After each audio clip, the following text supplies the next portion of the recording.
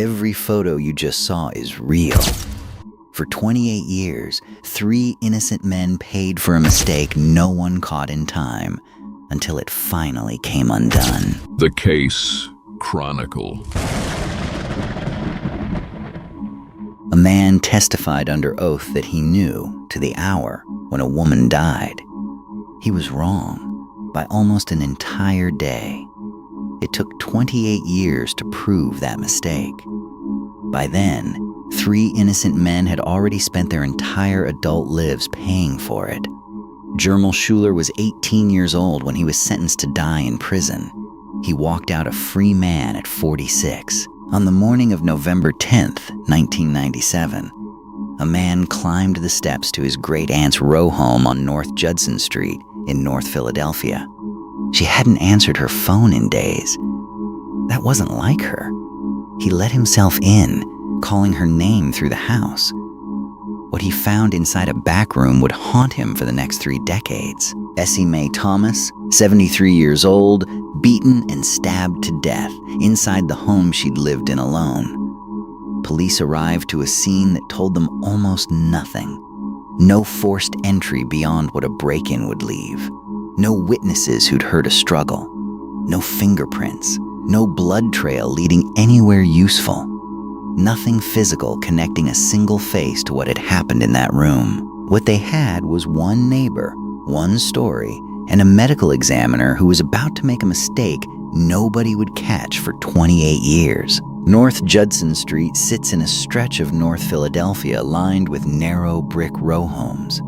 The kind of block where neighbors have lived beside each other for decades, where porches face porches close enough to hear a conversation 2 doors down. Essie Mae Thomas had lived there for years, a widow who kept to herself but stayed close with family, particularly the grandnephew who checked in on her regularly and who was the one to find her. In a neighborhood like that, a killing doesn't just take a life. It unsettles an entire block that thought it knew its own rhythms. That neighbor was a woman named Wadia Brown. She told investigators she'd seen 3 young men on Thomas's porch on a Saturday night, 2 days before the body was discovered. Jermel Schuler, Mark Brittingham, and a third man whose name would be written incorrectly into the court record for the next 28 years, logged as Rashid Smith, when his real name was Rashid Turner. 1 witness, 1 account. 3 faces. For a case with no physical evidence at all, that was about to become everything the prosecution had. But an eyewitness account like that only works if the timeline holds. If Thomas was killed on that specific Saturday night, not before, not after, then Brown's story placed 3 men at a murder. If the timeline was wrong, it placed them at nothing at all. That question fell to an assistant medical examiner named Bennett Preston. Preston performed the autopsy and testified that Thomas's condition when she was found was consistent with a death on Saturday night. His conclusion rested heavily on one process: rigor mortis, the stiffening of the body's muscles after death. To understand how a single medical opinion could end up carrying an entire murder case, it helps to understand what forensic pathologists are actually working with in the hours after a body is found. There is no single instrument that reads out a time of death. Instead, examiners rely on a cluster of physical changes that unfold in a roughly predictable, but far from exact, sequence. Algor mortis is the cooling of the body toward the temperature of its surroundings, typically tracked over the first 18 to 20 hours. Livor mortis is the settling of blood into the lowest points of the body once the heart stops pumping it, a discoloration that becomes fixed in place within roughly 6 to 12 hours. And one of its most useful features is that it can reveal whether a body was moved after death, because blood that had already settled one way will show through, even if the body is repositioned. And rigor mortis, the one at the center of this case, is the stiffening of the muscles as chemical changes take hold inside the tissue. It typically begins in the small muscles of the face within an hour or two, spreads through the rest of the body over the following several hours, peaks somewhere around 12 to 24 hours, and then gradually resolves as decomposition advances, usually within 24 to 48 hours. None of this is exact science. Forensic researchers who study the post-mortem interval, the technical term for the time elapsed since death, routinely caution that these traditional signs are only reasonably reliable within the first 2 to 3 days, and even then, they're heavily influenced by ambient temperature, body size, clothing, and the conditions of the room where a body is found. Tools like the Hensge nomogram exist specifically to correct for those variables, and even the most careful application still produces a range, not a precise hour. A trained examiner can use where a body sits across all of these overlapping indicators, how stiff, how settled, how cool, to estimate how long ago someone died.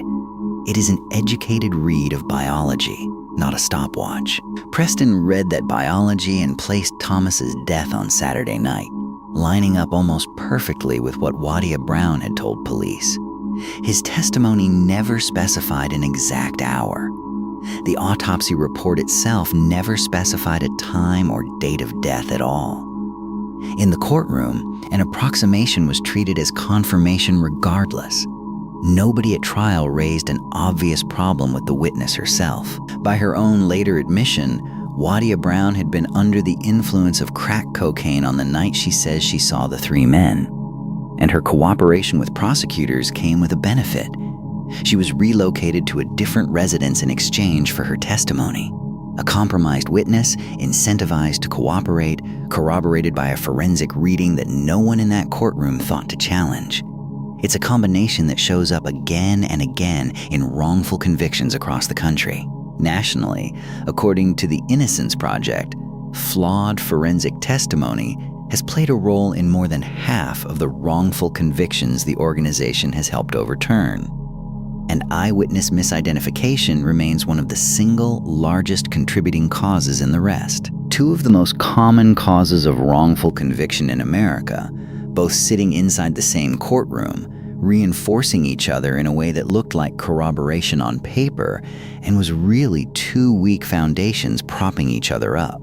The prosecution's case was led by Assistant District Attorney Carlos Vega, a veteran homicide prosecutor known in the office for methodical, well-rehearsed courtroom presentations. He would spend 35 years in that role, one of the most experienced homicide prosecutors Philadelphia ever had. Nothing about how he tried this case was unusual for 1998. That, in its own way, is part of the point. This wasn't a rogue prosecutor cutting corners. It was standard practice producing a wrongful conviction anyway. The jury took less than 2 hours to convict. There was no DNA, no physical evidence tying any of the 3 men to the scene. Just Wadia Brown's account and Bennett Preston's timeline. Jermel Schuler, Mark Brittingham, and Rashid Turner were sentenced to spend the rest of their lives in prison for a murder built on a guess. For years afterward, their case sat exactly where most wrongful convictions sit. Appealed, denied, appealed again, largely invisible outside their own families. Post-conviction litigation in Pennsylvania runs through what's called the PCRA, the Post-Conviction Relief Act, a narrow legal path that requires new evidence or a fundamental error significant enough to undermine confidence in the original verdict. Without that, a conviction stands, no matter how thin the original case looked in hindsight. The Pennsylvania Innocence Project began reviewing the case in 2009, more than a decade after the men were sentenced. It would take 14 more years of investigation before that review produced something strong enough to move a court. In 2023, the men's attorneys retained an independent forensic pathologist, Dr. James Filkins, to take a fresh look at the original autopsy findings, the same findings Preston had testified about in 1997. Filkins reached a conclusion that broke entirely from the trial testimony. Based on the physical evidence, He believed Thomas hadn't died Saturday night at all. His estimate placed her death early Monday morning, nearly a full day later than the timeline the jury had convicted on. One outside pathologist reaching a different conclusion could be dismissed as a hired opinion working for the defense. So Philadelphia's own Conviction Integrity Unit, the office responsible for reviewing convictions that might not hold up, brought in a second expert with no connection to either side. That unit itself is worth understanding because it's not a small or symbolic operation. Created by Krasner in 2018, it has grown into one of the largest and most active conviction review units in the country, responsible for close to one in every 10 homicide exonerations nationwide. By the mid-2020s, it had helped secure exonerations for dozens of people who, combined, had spent well over 1,000 years incarcerated for crimes they didn't commit. A number large enough that Philadelphia now ranks among the top jurisdictions in the country for overturned wrongful convictions. That record has made the unit a source of real friction, facing pushback at various points from the courts, from police organizations, and even from prosecutors inside Krasner's own office who see it as undermining the finality of jury verdicts. It's a fight over how much scrutiny old convictions deserve. And this case would soon become the sharpest version of that fight yet. It was into that unit's caseload that Dr. James Gill, chief medical examiner for the state of Connecticut and a past president of the National Association of Medical Examiners, was brought in to review the same evidence Preston had examined nearly 3 decades earlier. Gill's conclusion landed close to Filkins's. He believed Thomas most likely died late Sunday night, and he called it extremely unlikely that she died Saturday night at all. 2 independent pathologists, working separately, years apart, had arrived in nearly the same place. The detail Preston's entire testimony rested on, where Thomas's body sat in the rigor mortis timeline, appeared to have been read backward. The evidence suggested rigor mortis was still developing when she was found, not already fading. A body in the early stages of rigor points to a much more recent death, not one that happened a day and a half earlier. If that's true, Preston hadn't just been imprecise. He'd gotten the direction of the science wrong. If Thomas didn't die Saturday night, Wadia Brown's account stopped proving anything at all. She may have seen 3 men on a porch. She may not have. Either way, under the corrected timeline, whatever she saw happened before any murder had taken place. Pennsylvania Innocence Project legal director Nilam Sanghvi, who represents Brittingham, later put the core problem with eyewitness testimony in blunt terms. Eyewitness identifications are a known cause of wrongful convictions. There was a second thread the Conviction Integrity Unit pulled, and it's the one investigators have said the least about publicly. Preston's name wasn't isolated to just this case. Questions about his forensic conclusions had surfaced in other criminal proceedings over the years. At some point, Preston faced disciplinary action tied to his professional conduct. The specific details remain redacted in court filings to this day. The unit's supervisor, Matthew Stiegler, later told reporters that discovering this disciplinary history was what broke the case open, without elaborating on what it actually contained. Whatever it was enough to justify reopening a 28-year-old murder file and running the science again from the ground up. Defense attorneys reviewing the reversed findings put it plainly in later court filings. Without Preston's testimony anchoring the timeline, the case against the 3 men had no evidence left standing at all. No DNA, no physical evidence from the scene, no forensic link of any kind connecting Schuler, Brittingham, or Turner to Essie Mae Thomas's home. Just a compromised witness and a medical conclusion that had been pointed in the wrong direction from the very beginning. In May of 2026, Philadelphia District Attorney Larry Krasner's Conviction Integrity Unit joined a coalition of attorneys.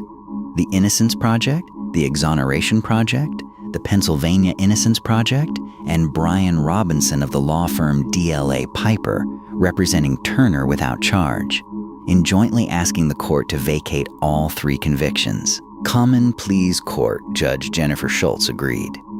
On May 26, 2026, the convictions of Jermel Schuler, Mark Brittingham, and Rashid Turner were formally vacated, nearly 28 years after they were sentenced to spend the rest of their lives behind bars for a killing the state's own evidence no longer supported.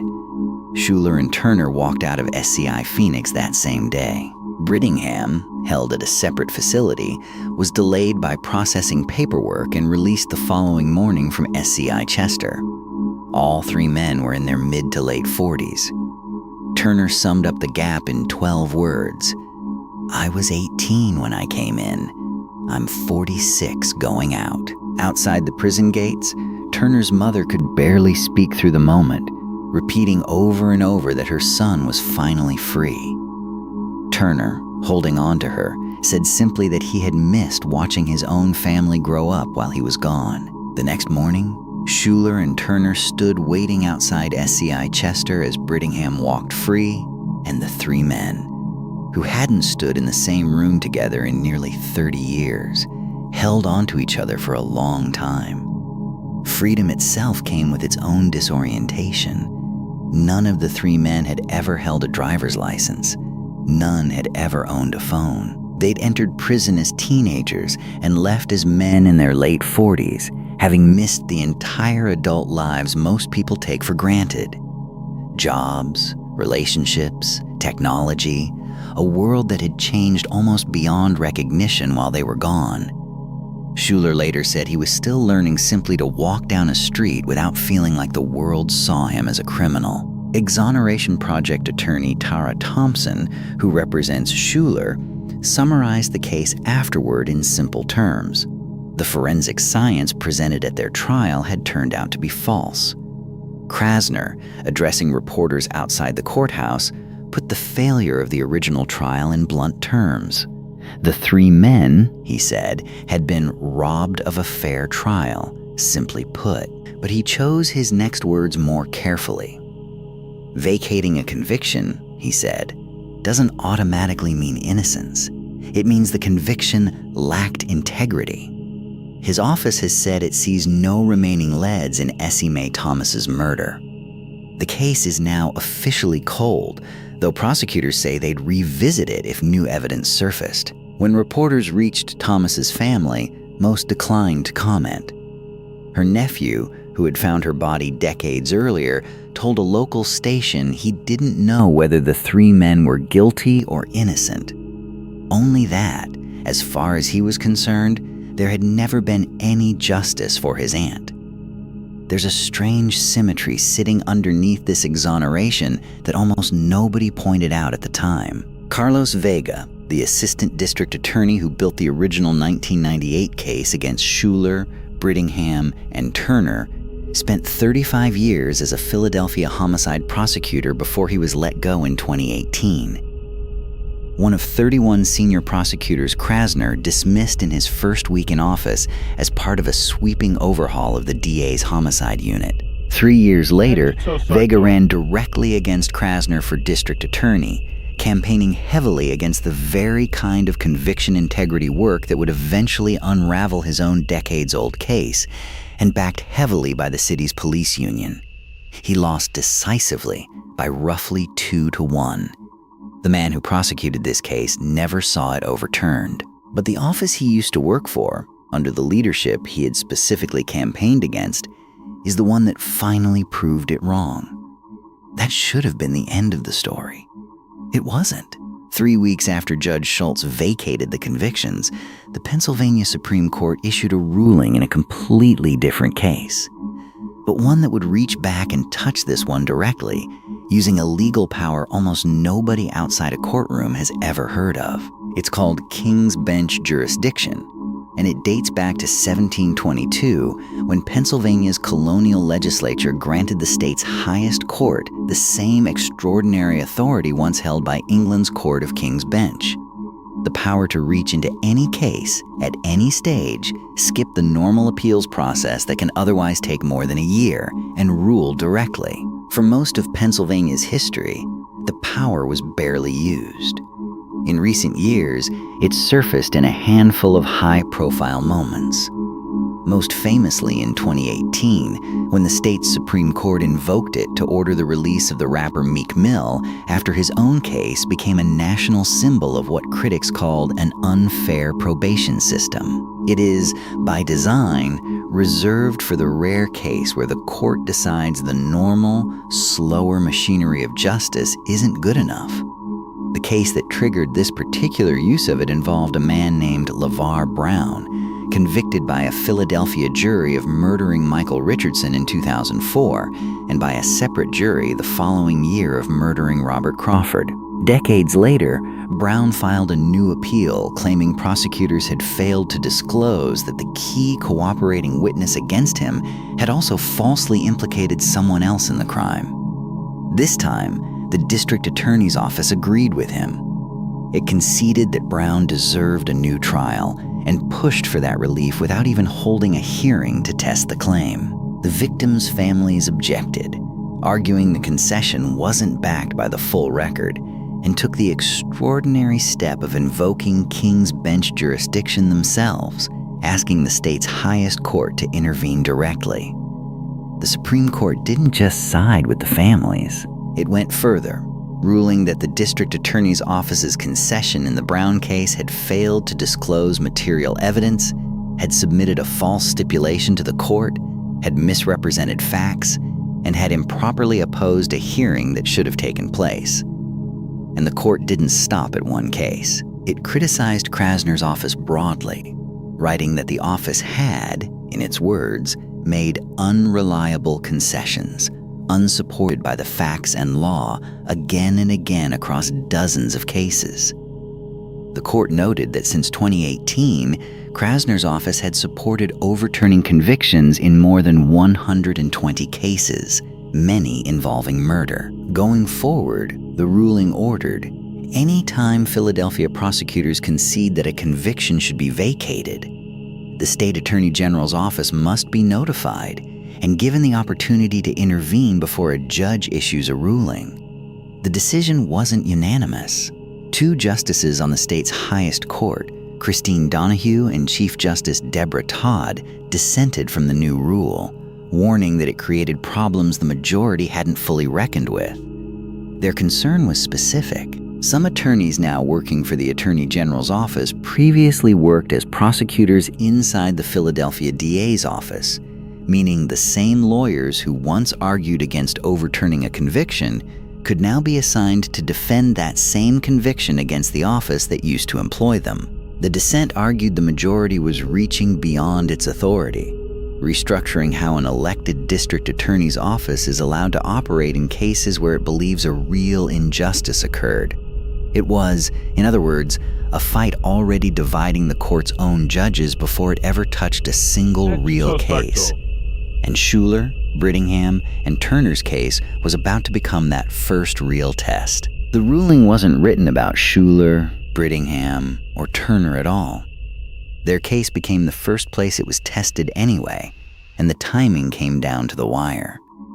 Judge Schultz's order vacating their convictions carried a standard 30-day window before it became final. The Attorney General's office let almost the entire window pass, filing its notice of intervention on the 29th day. One day before the deadline, and about a month after the three men had already walked out of prison as free men. The men's attorneys pushed back immediately, asking the court to reject the intervention outright. Their arguments centered on timing. The Supreme Court's new rule was issued 3 weeks after Judge Schultz had already ruled in the men's case. Applying it backward, they argued, wasn't what the higher court intended, and the men shouldn't lose their freedom over a procedure that didn't exist yet when the case was decided. The Philadelphia DA's office backed that position, arguing in its own filing that the ruling created a right to intervene before a judge's decision, not after one had already been made and acted on. One detail in this dispute has drawn particular attention from legal observers because it's almost exactly the scenario the dissenting justices warned about. The Deputy Attorney General assigned to argue for reopening the case, a man named Hugh Burns, previously worked inside the Philadelphia DA's office, where, years earlier, he was the one who opposed the men's own requests for DNA testing, the very testing that might have resolved the case decades sooner. He's now on the opposite side of the same case, years later, arguing that the men's freedom may have been granted too quickly. A law professor who worked on the case in an earlier role, Marissa Bluestein, noted publicly that the Attorney General's office wasn't even asking the court's permission to intervene. It was simply announcing that it was doing so, which she called an interesting way to put it. Defense attorneys have gone further, describing the entire intervention as part of an ongoing political battle between competing prosecutors' offices. One where 3 men who already lost 28 years shouldn't be caught in the crossfire of a fight that has nothing to do with them. Around the same time, in a separate interview about the broader ruling, Attorney General Dave Sunday offered a distinction that defense attorneys would later seize on. Cases where a court had already ruled and where people were already out of prison, he said, were essentially done. His focus, he explained, was on cases still working their way through the appeals process, where someone remained behind bars. It's a distinction that sits awkwardly next to his own office's decision to intervene in exactly the kind of case he'd just described as settled. 3 men already released, already rebuilding their lives, months removed from a ruling his office was now trying to undo. There's one more detail worth sitting with. The Attorney General's filing doesn't challenge the actual science. It doesn't dispute Filkins's findings, or Gill's, or the redacted disciplinary history that helped break the case open in the first place. It challenges only whether the court had the authority to grant the men's freedom the way that it did. A procedural fight stacked directly on top of a scientific one that most legal observers now consider settled.